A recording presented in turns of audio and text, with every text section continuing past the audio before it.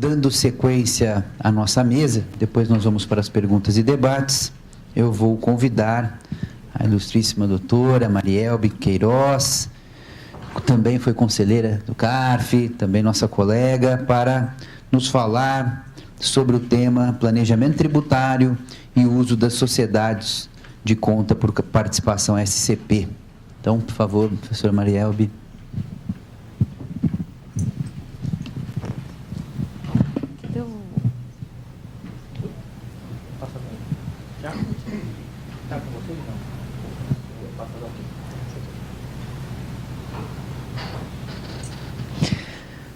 Boa tarde a todos, né? Já faz todo meio-dia.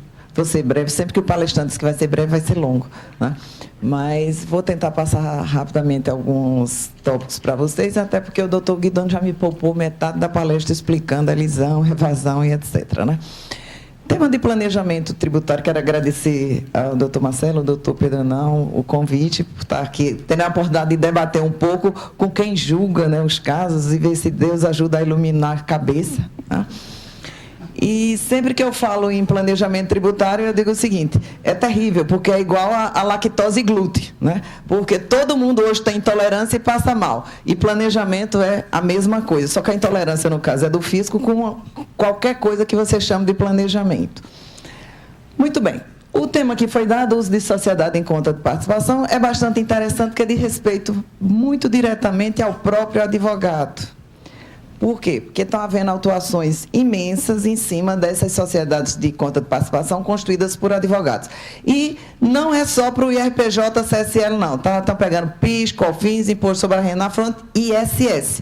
Então, o município do Rio de Janeiro e de São Paulo também já estão partindo para fazer autuações em cima desses mesmos valores, dizendo que, na realidade, isso é um planejamento tributário para reduzir imposto. Eles não conhecem nem a realidade, porque, na maioria das vezes, com esse tipo de negócio que envolve sociedade por conta de participação, não se tem um planejamento tributário. Porque, por exemplo, quando o advogado emite uma nota fiscal para a empresa e recebe os honorários e repassa isso para um sócio de uma sociedade, o sócio oculto, sociedade de conta de participação, se os dois emitissem nota fiscal, os dois pagariam imposto do mesmo jeito, né? Quer dizer, então, tá nessa busca de se tentar coibir reduções de tributos que o fisco legitimamente tem o direito de arrecadar, mas deveria olhar para a realidade fática, está se partindo para critérios subjetivíssimos demais. O doutor Guidon falou muito bem. Cada um busca o seu critério, né? Então, é um negócio assim, vamos desconsiderar qualquer custo e cada um busca uma justificativa própria para não considerar isso aí. Todo mundo teve dificuldade, vou ver se eu consigo achar qual é. Achei. Bom, quando a gente fala em sociedade de conta de participação, o direito tributário, a gente já estudou lá na faculdade, há pouco tempo atrás, né, principalmente eu que terminei há pouco tempo, né, disse o seguinte, sociedade, o direito tributário é um direito de superposição e vai buscar exatamente os conceitos no direito civil e nos outros direitos, etc. É tipicamente o caso. Então, quem diz o que é uma sociedade é exatamente o Código Civil. E aí você vai lá, e é importante, porque eles estão utilizando algumas coisas, usa partes. Uma parte, quando é para manter a autuação, pega do Código Civil, quando não é, aí não mantém. Por exemplo, no caso mesmo, quando diz que é simulação, aí eles dizem o seguinte, de acordo com o 167 do Código Civil, isso é uma simulação. Aí você vai para o Código Civil e lá diz, simulação, quando operação pós-datada, nada daquilo está dentro da decisão, mas utilizaram o dispositivo. E tem mais, quando lá diz que fala de simulação, ele também diz que o ato simulado é nulo. E aí eles não anulam o ato, então dá apenas o efeito tributário. Então, não está havendo muito cuidado no manejo desses conceitos também, data máxima, vênia, e alguns casos estão chegando já no judiciário, como foi o caso recentemente decidido aqui no TRF3, um caso de ágio, né?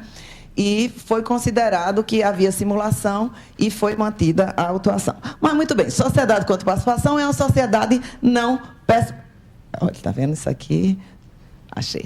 Bom, é uma sociedade, o próprio diz, atividade constitutiva do objeto social exercida unicamente pelo sócio ostensivo em seu nome individual e sob própria e exclusiva responsabilidade. O sócio obriga-se perante terceiro, não somente o sócio ostensivo e exclusivamente perante este, o sócio participante no contrato social. Então, está definido lá o que é, e só diz apenas isso, né? Aí ele diz, a constituição da sociedade independe de qualquer formalidade, e o contrato social produz efeitos entre os sócios participantes, e aí é importante, porque já tem algumas decisões do CAF decidindo nesse sentido aqui. O sócio participante não pode tomar parte nas relações do sócio ostensivo com terceiro, sob pena de responder solidariamente. Leram aqui. O sócio participante não pode tomar parte nas relações do sócio ostensivo com terceiro, sob pena de responder solidariamente. Ou seja, parece que ele pode. Só que, se ele fizer, vai ser solidário. Parece. Bom, então vamos lá. A sociedade em conta de participação não pode ter firma ou denominação. Então, isso me parece que está bastante clara a definição quando é que eu tenho uma sociedade não personificada e a sociedade com participação é uma dessas. E aí, ratificando, está lá a definição de sociedade personificada. Ora, se não personificada é aquela e personificada é essa, só para essa é exigido isso para que ela seja personificada. Me parece meio lógico, né? Aí vem nome, contrato escrito, denominação, capital, cota dos sócios, prestação, essas coisas tudinho aí que vocês vão ler. Então, participação dos sócios nos lucros, etc. Então, você vê que o código diz para personificada quais são os requisitos. Que, por consequência, a outra não pode ser exigida, senão ela seria de cá, não seria de lá. Me parece lógico. Bom, essa é a base da relação jurídica, societária, civil, etc., para que haja a constituição de uma sociedade de conta de participação. Vamos para o regulamento do imposto de renda. Claro que a gente sabe que a lei tributária pode dar efeito diferente, mas não poderá distorcer os conceitos, né? Então, vem lá. 148. Sociedades são equiparadas às pessoas jurídicas, e aqui eu entendo, sim, que a lei tributária, muita gente, quando apareceu o Código Civil lá em 2002, que esse negócio era lá de 86 e 88, né, que são os decretos 2303 e 2308, dizia o seguinte, o Código Civil revogou porque agora não se aplica mais. Eu entendo, sim, que se aplica a lei tributária, poderia dizer que as sociedades são equiparadas às pessoas jurídicas, exatamente para permitir que ela seja tributada como pessoa jurídica, né? Aí vem, na apuração dos resultados, a tributação dos lucros apurados distribuídos será observada as normas aplicáveis a demais pessoas jurídicas em geral. Escrituração em livros próprios do sócio ostensivo, claro, para que haja a identificação, e aí o fisco, sim, tem direito de verificar a apuração desses resultados e o pagamento, até porque o lucro distribuído para o sócio oculto ou participante, ele será isento igualdade de condições das demais pessoas jurídicas, né? Podem conviver regimes diferentes, lucro real e lucro presumido. No começo não podia, mas tanto a ostensiva pode ser real e a outra presumida, como vice-versa e vice-versa. Prejuízo da sociedade não compensa com o resultado do sócio ostensivo. Isso não tem em lei. Está no regulamento apenas do imposto sobre a renda. Então, eu entendo, sim, que pode haver a compensação de um com o outro.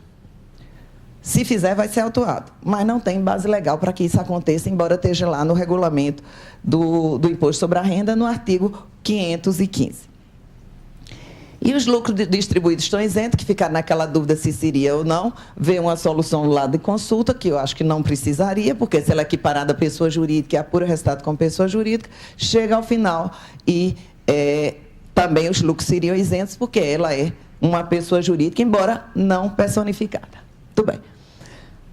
Começou-se a haver uma celeuma aí quando tem a IN 179 de 87, que ela dá como se fazia todo o regramento, ela regulamentou a sociedade quanto à participação. Muito bem. O ano passado nesse ano, é porque o ano correu tão rápido que eu já estou... né? Em maio de 2014, aparecia a IN 1470, que passou a exigir a inscrição no CNPJ para a sociedade em conta de participação. Eu também não vejo nenhuma alteração, porque o que é que isso permitirá até que ela possa ter conta bancária, separada, etc. Qual o prejuízo disso? Eu não vejo. Por quê? Porque ela vai ser inscrita a pessoa jurídica e o sócio ostensivo é que continua aparecendo. Agora, sob que denominação ela vai se registrar se ela não precisa ter denominação própria? Então, isso aí já começa, esse registro já começa a impactar exatamente na questão da lei civil. Ela vai ter um nome próprio. Bom, se as pessoas quiserem, pode ter. Mas, voltando para a lei civil, esse contrato não precisaria estar registrado em lugar nenhum. Né? Só que, como ela vai ter CNPJ e vai abrir conta em banco, como é que ela não vai ter o contrato social registrado? A rigor, pelo Código Civil, não há essa obrigação. Mas eu entendo que o simples, por exemplo, você tem condomínios, tem pessoas físicas equiparadas a jurídicas que se inscrevem no CNPJ para que ela possa ter os benefícios da pessoa jurídica. Então, eu entendo que isso não é, digamos, nenhum castigo para a empresa ter CNPJ, até porque o físico tem direito, sim, de verificar a apuração desses resultados, independentemente de haver identificação ou não do sócio oculto. Tá? Por quê? Porque esse sócio oculto ele não precisa estar identificado para o fisco, inclusive. Precisa estar identificado o quê? A operação que foi feita, a nota fiscal emitida para cá, a nota fiscal emitida para lá. Claro que a consequência é ele conhecer, mas ele precisa conhecer para poder fiscalizar. Senão você estaria permitindo que se tivesse uma operação oculta, totalmente, se o fisco não puder ver se houve receita, se houve repasse, se o lucro distribuído foi isento. Por quê? Porque o oculto vai ter que declarar o lucro até para justificar o patrimônio dele também. Muito bem. Veio a IN 1488 também de agosto e disse que a ECD seria apresentada pelo sócio ostensivo. Essa IN 1470, ela veio exatamente por quê? Porque em maio, 3 dias antes que ela saísse, saiu uma solução de consulta dizendo que não precisava a ECP ser registrada, ser inscrita no CNPJ.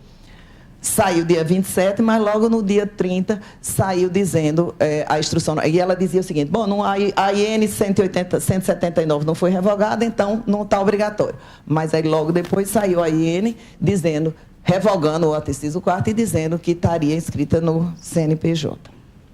Muito bom. Lei civil, lei fiscal, rapidamente, você vê o quê? É sociedade não personificada, sem personalidade jurídica. Para a lei fiscal, quem aparece apenas, obrigatoriamente, é o sócio ostensivo, embora não tenha como sócio oculto ficar oculto para o fisco. Por quê? Porque ele vai precisar declarar esses lucros e esses lucros estarão isentos. Isentos através de quê? Que recebeu lá da outra. Então, digamos assim, na prática, não existe essa possibilidade dele realmente ficar oculto mesmo. Né? Ele será oculto terceiro. Não inscrição em órgão, nem junta comercial, nem cartório, nem registro. A lei fiscal exige inscrição. O sócio ostensivo é responsável perante o terceiro, o sócio ostensivo é responsável perante o fisco, escrituração, declaração, pagamento de tributo e não poderá ser considerado como responsável tributário. Né? O contrato não produz efeito para terceiros entre os sócios e a escrituração da SCP será a escrituração destacada para fiscalização e constará em escrituração contábil digital e no SPED. Tudo bem. Qual o objetivo da Constituição da SCP? Será um planejamento tributário? Em alguns casos, eu vejo mais.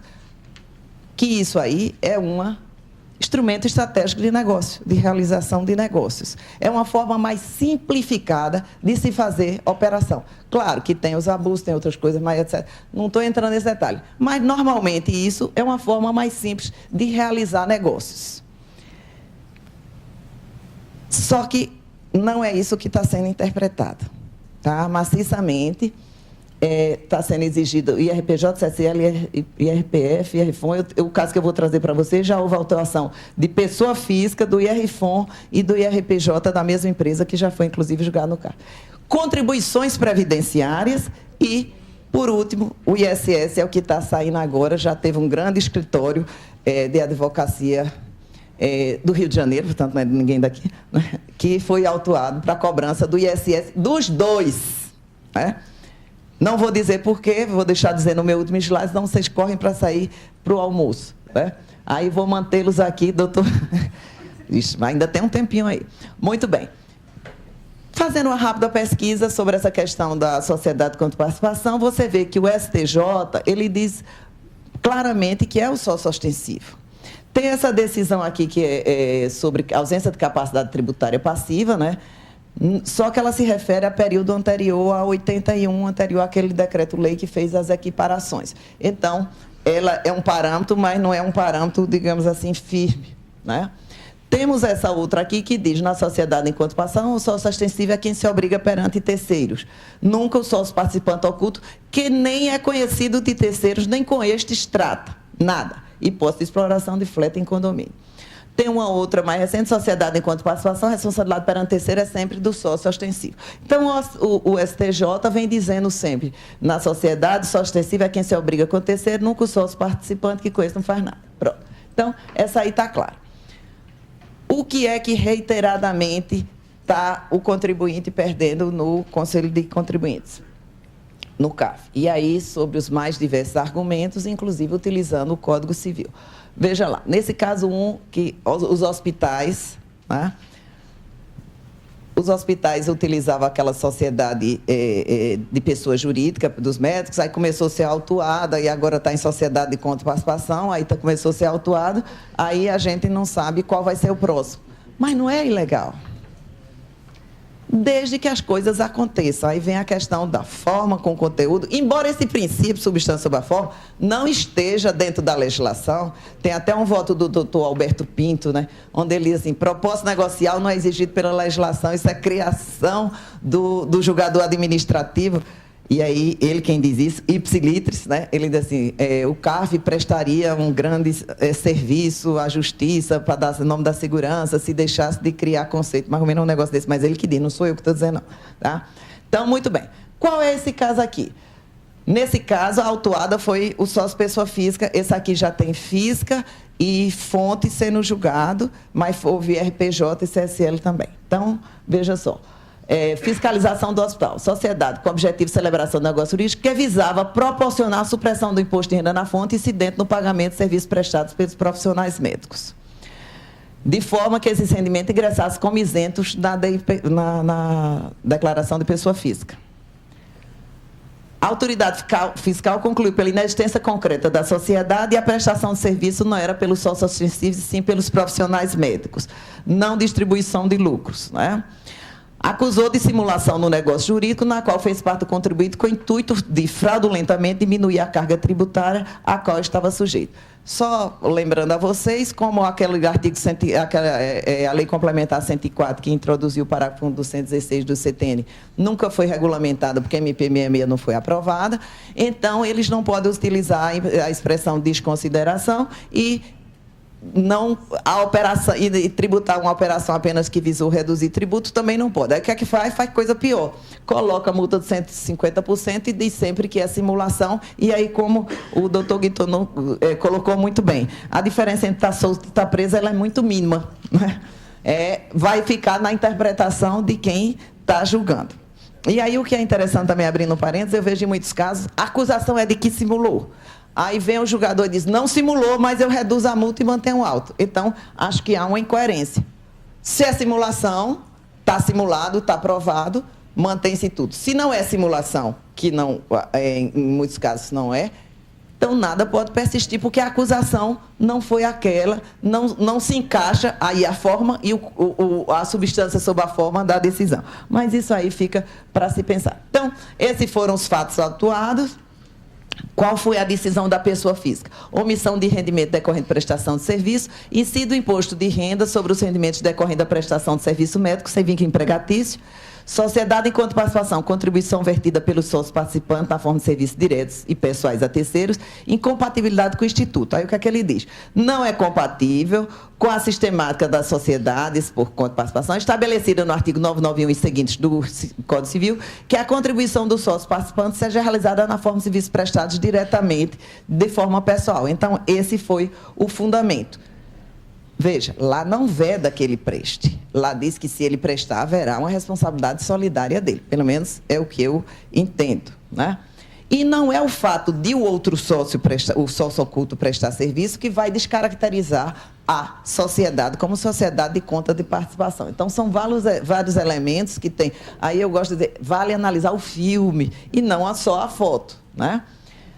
Bom, aqui nesse caso foi a autuação da mesma, no mesmo caso, né, que é o caso 1, do imposto sobre a renda na fonte. E qual foi o fundamento? Simulação, no direito tributário, o conteúdo prevalece sobre a forma. E engraçado que quando a gente diz isso a nosso favor, aí não, o argumento não é esse não, é outro. Mas aí vamos lá. Se o conteúdo fático não guarda qualquer simetria com a relação societária que se tentou desenhar, é caso de simulação. A sociedade de participação está regida pelas disposições do Código Civil, dentre as quais a proibição dos sócios participantes prestarem serviço em nome da SCP. Apresenta a simulação devido à multa agravada. Aí você vai lá para o Código Civil e vê o seguinte, que na sociedade enquanto participação, a atividade constitutiva do objeto social é exercida unicamente pelo sócio ostensivo. Então, com base nisso aqui, eles estão entendendo que, em seu nome individual, sua própria exclusiva responsabilidade. Veja, ele exerce perante o outro, mas quem executa o serviço necessariamente não precisa ser só ele, ou seja, ele faz o contrato com o terceiro, ele aparece para o terceiro, mas significa que os funcionários, os empregados, etc., não possam ser pessoas que façam parte da sociedade enquanto de participação. E aí vem o 993, o contrato social produz efeitos somente entre os sócios, e diz, o sócio participante, ou seja, o sócio oculto, não pode tomar parte nas relações de sócio ostensivo com o terceiro, sob pena de responder solidariamente. Então, aparentemente está vedando, mas não tem vedação nenhuma, porque ele diz, você vai, mas vira solidário com o outro. Pronto, questão civil também. Mas esse fundamento foi o fundamento para dizer que essa sociedade enquanto de participação não existia. E aí temos um outro caso. Esse caso já não foi de médico, ele foi um caso, a atuação do IRPJ-CSL, para você ver que não está só nessa questão de prestação de serviços entre médicos, advogados, etc., mas você tem o seguinte, a acusação, superfaturamento de compras de insumos utilizados na produção e dedução como despesa de PIS e COFINS ocorrida entre março e dezembro. Fundamento, suposta simulação na participação da fiscalizada como sócio oculta e na Constituição. Ou seja, a sócio oculta não é para fazer nada mesmo, segundo a acusação. A simulação seria quanto à validade da própria SCP, em que a fiscalizada atua como cliente e sócio oculta daquela, gerando aumento fixo de custo dos insumos. Pode ou não pode? Não pode, né? A fim de reduzir o pagamento de tributo. Qual foi a decisão? Simulação sociedade enquanto participação, majoração indevida do custo. O investimento da recorrente para se tornar sócio oculto, para fortalecer empreendimento ostensivo, é de valor simbólico. O único sócio oculto recorrente pode ser o único cliente. Sob ser o único cliente da sociedade, recebia 65% do faturamento a título de distribuição de resultado, etc. Conflito de interesse. Será que não tem um propósito negocial para isso? Né? Por que estaria sendo feita essa operação? Ou seja, ela foi desconsiderada apenas com relação a isso. Diante da simulação, fica caracterizada a majoração indevida de custos e aí dos kits para a produção de refrigerante, na medida que foi mantida a exclusão de 65, que implicaria glosa duplicidade. Ou seja, houve apenas autuação de uma ponta, embora eles tenham identificado como sendo duas infrações. O outro caso, novamente, sociedade de médicos, atenção, sociedade de médicos, o bicho está pegando. Então, veja só, auto de infração, os pagamentos de lucros efetuados por pessoa jurídica X, na condição de sócio ostensiva de pessoa jurídica Y, aos sócios participantes foram reclassificados, eu gosto dos nomes, foram reclassificados com pagamento de serviços médicos prestados por pessoas físicas e jurídicas. E interessante que eles reclassificam, desconsideram, requalificam. E outro dia, eu levantei lá até na defesa, assim, tudo bem, fizeram, então compensa o imposto que a outra pagou. Aí disse, a gente não pode fazer nada com relação a isso, ficou pago. E foi interessante, eu disse, e agora, o que é que eu faço com as pessoas? Pede restituição. Eu disse, tem mais de 5 anos, o senhor dá? Ah, não, já passou o tempo. Aí eu digo, então aí, agora, depois de 5 anos, estão descaracterizando, reclassificando e não tem direito a compensar o imposto, que em alguns casos está sendo dado em algumas câmaras, né? Muito bem. Consta também que a pessoa jurídica atuou em celebração de negócio simulado. Qual foi a decisão? Reunião de médicos, sociedade como entidade médica, remuneração do médico proporcional ao serviço prestado. Qual foi o fundamento? O trabalho do sócio na sociedade é remunerado como rendimento distributável. O médico, ainda que sócio, ao trabalhar na sociedade e ser remunerado proporcionalmente ao serviço prestado em nome desta, ofere rendimentos tributários inconfundíveis com lucros. Então, no caso, consideraram que ele era assalariado, o rendimento foi tributado pessoa física, fonte, e, no caso, desconsiderada também para fins de pessoa jurídica. Esse outro caso é ótimo, que contribuições previdenciárias, né, porque esse caso, o doutor Anã e o doutor Magalhães, que são lá das câmaras pessoas físicas, né? Esses são ótimos aí, porque a Receita autua e diz que... Outro dia tive um caso... Autua e diz que exige contribuição previdenciária porque são assalariados. Aí se levanta, esses mesmos empregados entraram na Justiça do Trabalho e para pedir verba salarial. E lá a Justiça do Trabalho virou e disse, não é verba salarial, porque vocês não são empregados. Aí levou-se para lá. Não tem nada a ver, Justiça do Trabalho não se confunde com aqui. Espera aí. Relação de trabalho, lá o órgão diz que pela legislação trabalhista eles não são empregados, não se caracterizam. Isso está acontecendo muito com estoque ovos, com o PRL, pagamento de remuneração de executivos e diretores com ações. Eles vão para a Justiça pedir, hora extra, lá em cima disso tudinho, a Justiça vai dizer, não é relação trabalhista.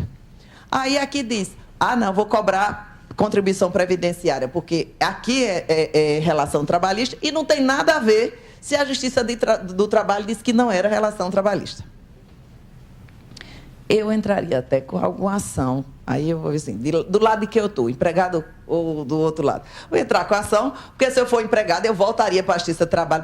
A Receita Federal disse que é empregado, vamos ver o que é. Você vê como a interpretação é tão subjetiva que está conflitando instâncias cobradoras, decisórias, sobre o que é, na realidade, essa relação que está vigorando. Muito bem. Favorecimento direto, o fato dos dirigentes atuarem como empregados, essa atuação aqui, favorecimento direto, o fato dos dirigentes atuarem como empregados da recorrente em detrimento de desigualdade reservada aos outros. Eu não entendo que haja nenhuma vedação de haver o vínculo empregatício. A remuneração dos dirigentes decorreu do vínculo empregatício, não houve a prestação de serviço como médico, isto, a fiscalização constatou, isso aqui eu estou pegando um relatório do acórdão, tá? Por isso que eu não tive acesso ao processo, ele diz, isto ela constatou pela falta de... Aí vem, porque é interessante a gente ver essa jurisprudência. Qual foi o fundamento para essa autuação que foi mantida, considerar que havia relação de emprego e não SCP? Diz. Não houve a prestação de serviço como médico, isto ela constatou pela falta de relatórios, escalas, livros ou apontamentos em que figurassem os demais médicos não dirigentes da entidade. A contratação de serviço de terceirizado de empresa de propriedade do então presidente da entidade configurou favorecimento indireto. Eis que os serviços médicos eram prestados pessoalmente pelo próprio sócio. A empresa favorecida tinha como endereço a residência dele, presidente da recorrente. Considerou que a prestação de serviço com pessoalidade e exclusividade da empresa do presidente criou vantagem para os sócios dessa empresa contratada. E, coincidência ou não, os sócios da contratada são dirigentes da recorrente. Qual foi a decisão? Descumprimento dos requisitos, comprovado pela fiscalização, favorecimento direto, por terem dirigentes atuado como empregados da recorrente em detrimento, gostei disso, em detrimento à desigualdade reservada aos outros empregados, né? E demonstrado que a remuneração do dirigente não decorreu do vínculo empregatício na função de médico, e sim de diretores da entidade, porque não houve a prestação de serviço como médico, e aí ele repete. Quanto a serviço terceirizado da empresa de propriedade do presidente, há de se reconhecer a configuração do favorecimento indireto. Eu também gostei dessa frase, favorecimento indireto. Serviço médico prestado pessoalmente pelos próprios sócios desde 99. Então, esse também foi outro caso mantido. O caso seguinte foi exatamente... normas para desconsideração de personalidade, e aí é interessante o fundamento legal, porque eles utilizaram a expressão normas processuais, desconsideração de personalidade jurídica e caracterização de segurados empregados, pressuposto relação laboral. Somente nas hipóteses que está constatada a efetiva existência dos elementos constitutivos da relação empregatícia entre sujeito, suposto tomador de serviço e prestador de serviço, poderá o auditor fiscal caracterizar o contribuinte individual autônomo como segurado empregado, ou mesmo promover a desconsideração da personalidade jurídica. Nesse caso, o contribuinte ganhou exatamente porque ele disse que o fiscal, que teria o ônus da prova, não fez a comprovação da relação laboral. Mas aí você vê que o fundamento da autuação era a desconsideração da personalidade jurídica da prestadora, com fulcro no 229, parágrafo 2º. Absolutamente ilegal e imoral, só não engorda. Por quê? Porque esse dispositivo aqui de 99, ele permite a desconsideração. Ele está lá expresso, permite a desconsideração. Só que depois da Lei Complementar 104, quer dizer, ele não podia permitir, porque isso não é lei. Mas admitamos que ele poderia, porque ele é o regulamento. Depois da 104, ele não poderia, porque a 104 demandou que, para desconsiderar, ele pode até fazer o que quiser, pode autuar, dizer que é crime, mas esse dispositivo aplicado para as contribuições previdenciárias é ilegal, não é nem constitucional, porque ele está num decreto, sem base em lei, mas ele fere violentamente o artigo, parágrafo 1 do 116 do CTN, porque lá diz que poderá a autoridade administrativa desconsiderar, desde que seja regulamentada por lei, que ainda não regulamentou. Então, qualquer outro caso que basear nesse dispositivo, e aí na Previdência, o pessoal acha tudo. Uma vez eu foi no ano de 2000, eu até me lembro, era praticamente uma criança naquela data, né? 2000, faz 14 anos. Aí o que é que ele dizia? Eu fui dar uma aula para o pessoal da Previdência e eles faziam tudo. Eu disse, isso tudo vocês fazem inconstitucional. Quase me mataram. Mas está na portaria. Aí eu disse, onde? Na portaria. Eu disse, então não vou mais nem discutir com você, para a gente não perder tempo, porque a portaria não tem esse poder de fazer o que faz. Mas era feito naquela época e ainda se continua fazendo, apesar do correr do tempo. Esse é um dos dispositivos.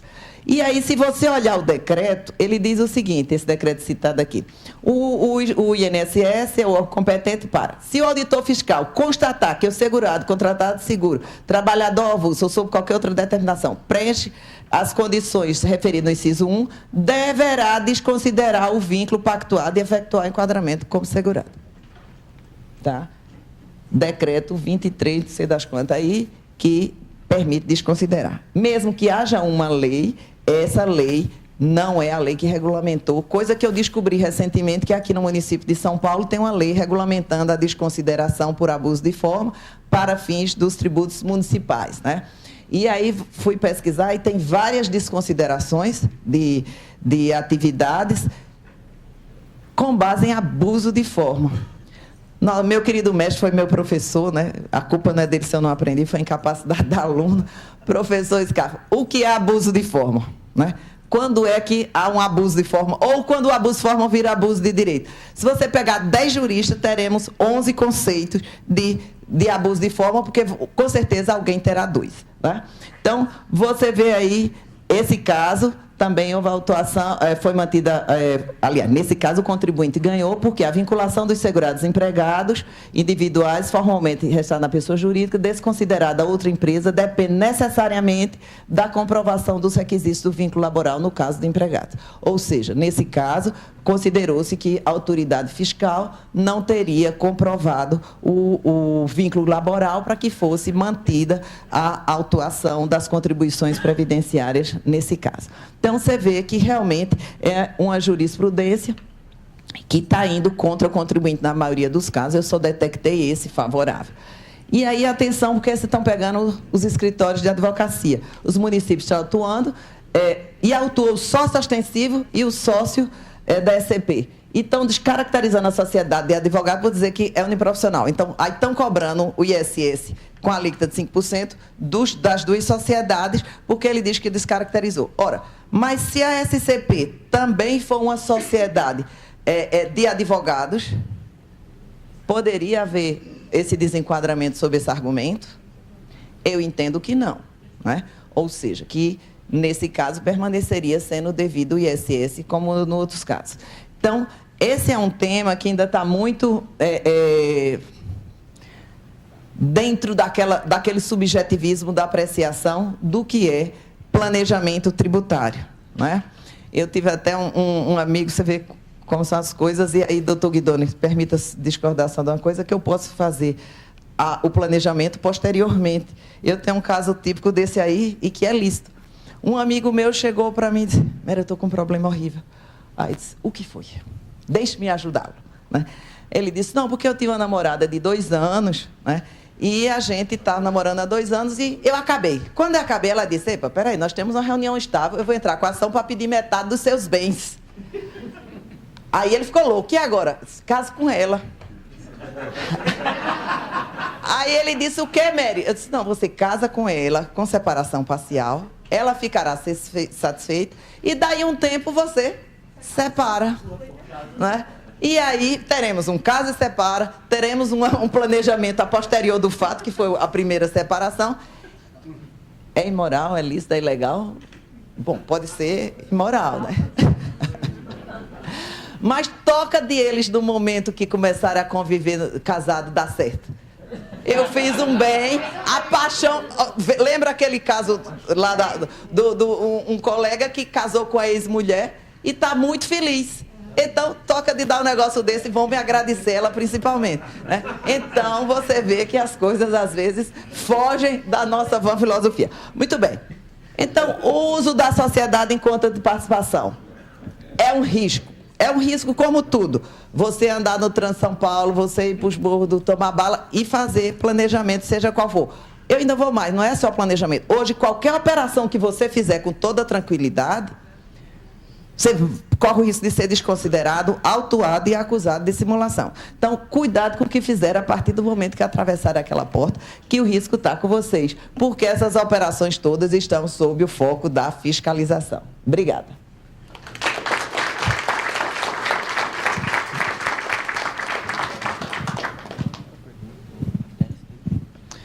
Muito obrigado, professora. Casar de novo, né? Ou casar é um desafio, né, Guidoni? É melhor ser autuado pelo fisco, né?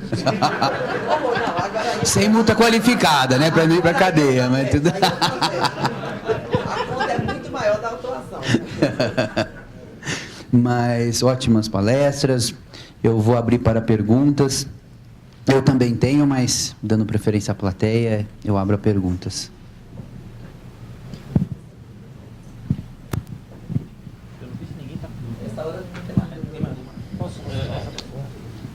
O Guidoni quer fazer uma observação, eu vou passar a palavra. Para a professora Marielbe, eu tenho uma dúvida aqui em relação à SCP, né? Especialmente em relação à SCP de serviço, né? Porque, na verdade, quando a gente consegue identificar claramente as atividades, ainda que a atividade seja sempre do sócio ostensivo perante terceiros, se eu consigo identificar claramente um objeto diferente na SCP em relação ao objeto da sociedade sócio-ostensiva, me parece mais defensável dizer que são duas sociedades distintas, ainda que uma não tenha registro, por lei, não precise ter certa formalidade, embora agora a Receita passe a exigir, provavelmente para melhorar o controle, né? Agora ela vai ter um CNPJ específico, controlar a contabilidade específica, ver SPED, etc. Mas a pergunta é a seguinte: como é que eu consigo distinguir as duas sociedades se eu tenho uma sociedade, basicamente, o sócio ostensivo é um prestador de serviço, a SCP é outra prestadora de serviço, o objeto, se não é complementar, é o mesmo, e as pessoas que prestam serviços em nome da SCP são as mesmas que, em tese, prestariam serviços em nome do sócio ostensivo. Um exemplo do hospital. Então, o hospital, ele tinha lá, ele contratava uma série de médicos por pessoa jurídica e sofreu uma auto-infração descaracterizando as pessoas jurídicas. Ele, vamos mudar aqui, vamos criar um outro planejamento. Agora eu vou pegar todo o meu quadro clínico. Agora, o meu quadro clínico não é mais, não é funcionário, trabalhador autônomo, nada disso. Ele é sócio da SCP. Então, aí o fulano vai lá, o cliente vai lá, ele faz um pagamento, e aí o sócio ostensivo, dentro da contabilidade, ele segrega o pagamento. Aquilo que é hotelaria, o hospital recebe. Aquilo que é prestação de serviço médico, a SCP recebe. E a SCP distribui proporcionalmente ao trabalho que foi prestado. Ou seja, se eu trabalhei 10 horas, eu recebo proporcionalmente a 10 horas. Quer dizer, não é porque eu tenho 10% das cotas que eu recebo 10% do lucro. Então, o dividendo está imediatamente relacionado ao trabalho. Então, finalizando a longa pergunta, como é que eu consigo diferenciar, por exemplo, num caso desse hospital, a não sei que eu diga, olha, vale a forma, e aqui eu tenho uma forma, e a ECP tem que ser juridicamente reconhecida, mas como é que eu consigo mostrar para o fiscal, para o conselheiro, para o juiz depois, porque certamente o conselho manteria uma auto-infração desse, como é que eu poderia justificar, dizer, não, isso aqui, uma coisa é uma coisa, outra coisa é outra coisa? Está vendo? Aqui o senhor não... Ainda bem que aqui ele não é o conselheiro, né? Porque lá eu dizia, o senhor está certíssimo. Agora, aqui a gente pode falar o que quiser. Veja, com relação a essa questão, todas as operações de planejamento tributário, claro que são operações para reduzir tributo. Não tenho dúvida. Umas não são, por exemplo, essa mesmo do advogado, eu já fiz há mais de 5 anos, há mais de 7 anos, aliás, já fiz sociedade em conta de participação, não é? Mas com outro advogado, porque ele não queria aparecer para a empresa contratante. Ninguém não queria, peguei a nota, tributei tudo direitinho. Se ele tivesse emitido a nota dele, a tributação seria a mesma. Ou seja, o objetivo era outro que não tinha nada a ver. Essa dos hospitais é típica para reduzir tributo. Tributo não é nem o imposto sobre a renda, é trabalhista, criar aquele vínculo, etc, etc, etc. Eu tenho uma visão ampla sobre isso. Pode, desde que seja lícito, desde que seja formalizado. Se nós queremos evitar operações, nós Brasil, né? Queremos evitar operações que sejam feitas legais, respeitou a lei, formalizada, nesse caso nem formalizada não precisa, porque o próprio Código Civil diz que não precisa formalizar. Vamos aprovar uma lei dizendo que qualquer operação feita apenas para economizar tributo é uma operação abusiva, não é ilícita, não é simulada, não cabe 150%. E aí vou tributar. Todos os países fizeram isso no mundo, França, Espanha, Portugal, até Estados Unidos aprovou uma lei, veja, o país lá do Camuló, aprovou uma lei, em 2010, a lei do Obamacare, dizendo que operações feitas sem propósito negocial seriam tributadas, ou seja, o fisco chega lá e diz, você só fez essa operação para isso? Só, então vou lhe cobrar tributo. A penalidade é mais branda, porque não é uma ilegal, é uma questão de política tributária. Mas nós não temos essa lei no Brasil. A lei que nós temos, ela, inclusive, nem é lei para pegar a operação abusiva, porque a operação abusiva não é de simulação. Eu não estou falando, não é operação simulação, né? Porque quando a gente fala de simulação, pensa que é de simulação, né? Não é operação de simulação, tá? Para o seu caso, eu entendo que é legítimo os médicos constituírem a SCP, eu entendo que eles podem prestar serviço, que eu entendo que o Código Civil, que cabe regular essas sociedades, ele dá cobertura e legitima essas empresas. Se o fisco quer desconsiderar, porque com isso ele deixa de receber obrigações trabalhistas, porque isso também acontece em empresas construtoras com engenharia, empresas de jornalistas, ou seja, os prestadores de serviços, eles estão sendo, inclusive, hoje castigados quando você tem, além do lucro ser maior, ainda tem a questão do PIS e da COFINS, que ele tem, a empresa do lucro real, ela pega 9,25 sem crédito nenhum, né? Então, você vê, o prestador de serviço, ele é o bicho-papão do nosso ordenamento fiscal. Eu entendo, nesse caso, que é legítimo que haja essa Constituição e, para ver a tributação como prestador de serviço, pessoa física, fonte de contribuição previdenciária, temos que ter uma lei dizendo esse tipo de relação jurídica é relação jurídica abusiva, não é abuso de forma, nem abuso de direito, nem abuso de nada. O fisco vem dizer, você fez uma operação só para economizar tributos.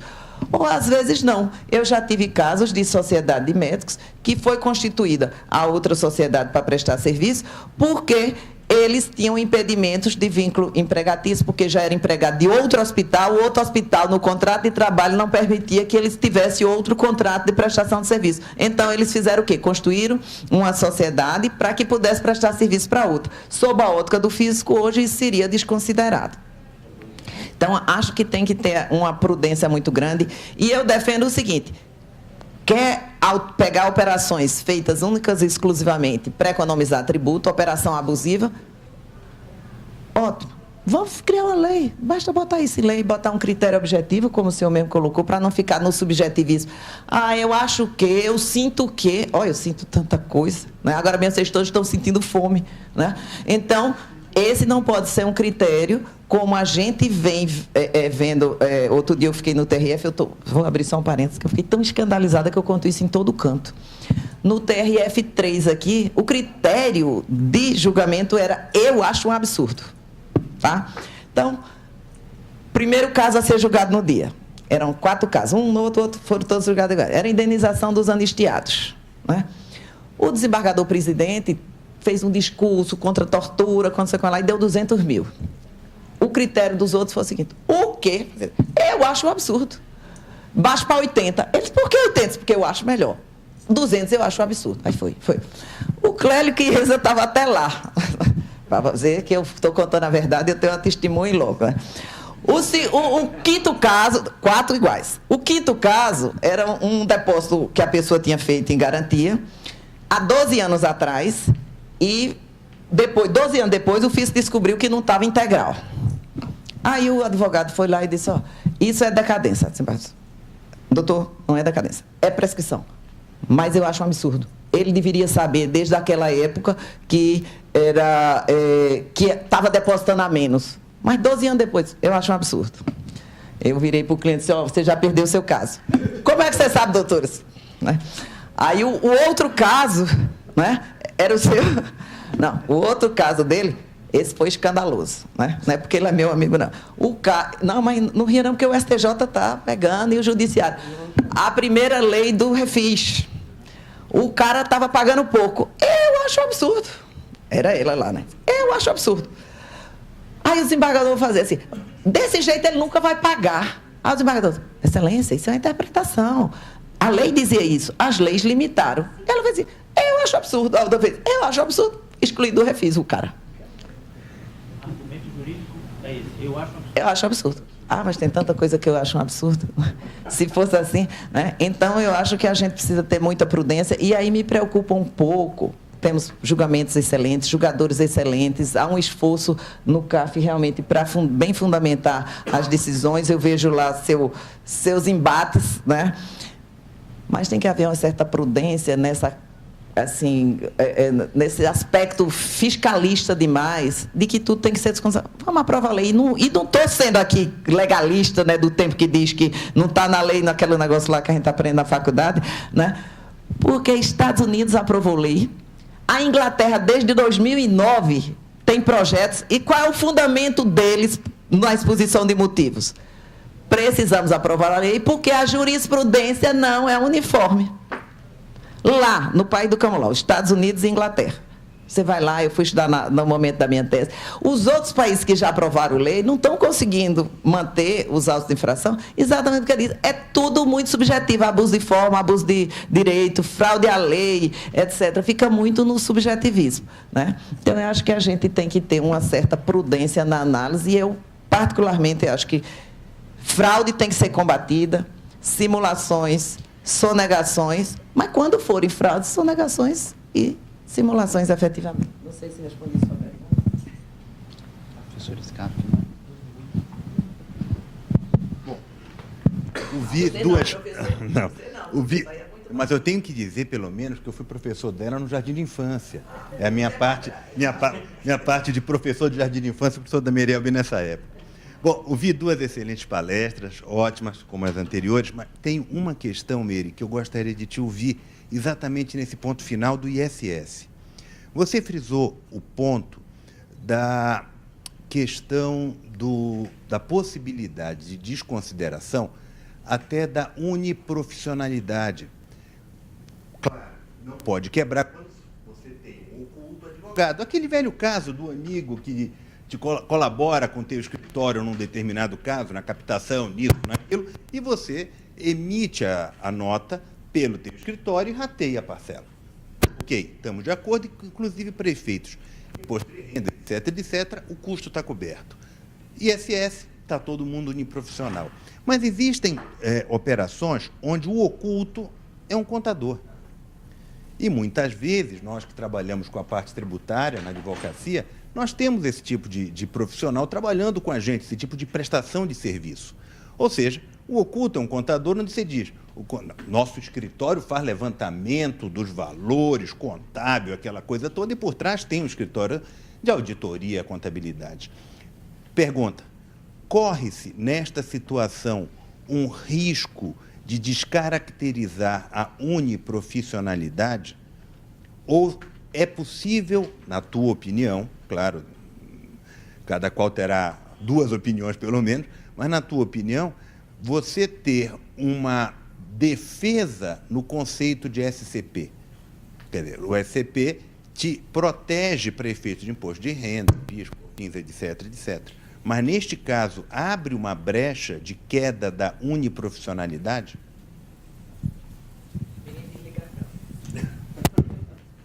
Veja só. Usa esse.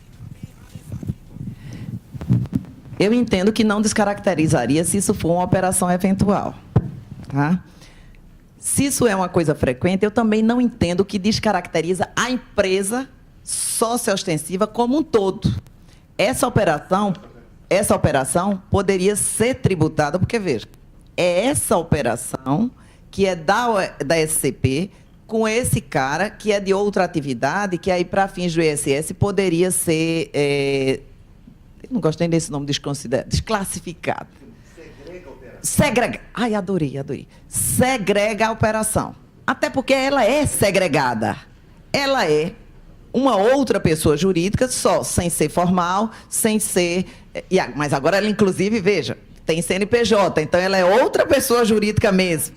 Né? Tanto é que o fisco diz que não pode nem comunicar os prejuízos. Ônus e bônus, né? Você não pode largar para umas coisas ou outras, não. Então, eu entendo que essa operação estaria cobertada como uma operação eventual dentro do conceito global. Mas, se vai haver alguma fiscalização, ele não pode descaracterizar a sociedade ostensiva como um todo. Poderia, no máximo, essa operação ser tributada integralmente pelo ISS. Só num. O que é que eles estão fazendo? Nos dois. Ah? Então, tem que ser visto com cuidado. E aí eu penso que o menos ruim seria exatamente... Por quê? Porque ela é outra pessoa jurídica, ela segrega, ela não descaracterizaria a ostensiva no todo dela. Mas não é isso que está acontecendo. Obrigado. Agora foi maldade, professor. Olha.